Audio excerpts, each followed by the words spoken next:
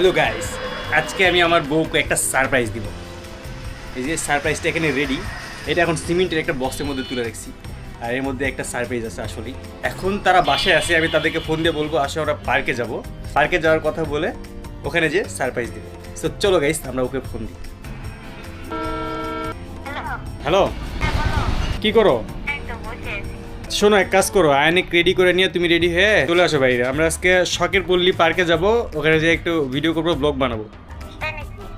হ্যাঁ হ্যাঁ, ভালো হবে অবশ্যই পার্ক। আচ্ছা আসো,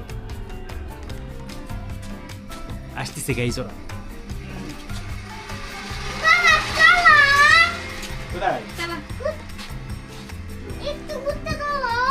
ঘুরতে যাবে, আমরা পার্কে যাবো, চলো চলো। হ্যাঁ, তুমি উপরে দেখো, গরু ধরে আছে, সিং ধরে আছে, কি সুন্দর। এ পাশে বাড়ি, এ পাশে বাড়ি, বাহ।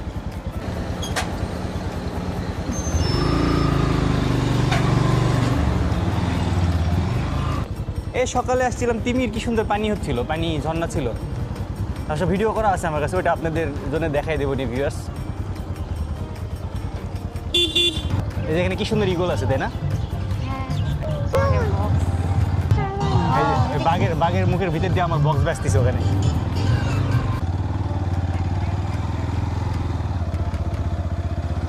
এই দেখো giraffe, Ayan giraffe, giraffe, wow কি সুন্দর জিরাফ, বাহ। কয়টা জিরাফ বলো তো? একটা বাচ্চা, একটা মা, এটা আমার বাবা, এটা আমার দাদা। ওটা দাদা আর ওটা নানা। ইউনিকর্ন ঘোড়া, ওয়াও, ইউনিকর্ন, পঙ্খিরাজ, ডাইনোসর। দোল্লো আয়ান। দাদা গো বাচ্চা। এই যে মাঝে মাঝে অনেক জায়গাতে এরকম চেয়ার দেওয়া আছে, চেয়ারগুলো বসার জন্য অনেক সুন্দর। এই যে দেখো ডাইনোসরের গেট। ওয়েট করো স্যার, আমি যাই। ও পালাও, ডাইনোসর আসলো। বাঘের মুখের ভিতর দিয়ে যাব। ইয়েস। আমরা বাঘের মুখের ভিতরে এখন। এই যে এখানেও দুইটা বাঘ আছে। এখানে আমার অনুষ্ঠান হচ্ছে, আমার বক্স রাখা দিয়েছে নিয়ে এসে। তাও তোমরা এখানে একটু থাকো, আমি ওই যে আমার এই ব্যাগটা দিয়েছি ভিতরে। কোথায় থাকবো?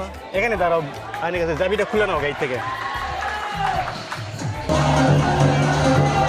আমি এখানে আমার বউকে বাইরে রেখে এখানে চলে আসছি। তুমি এখানে, তোমাকে খুঁজতেছি। কি এটা? এটা তোমার জন্য গিফট।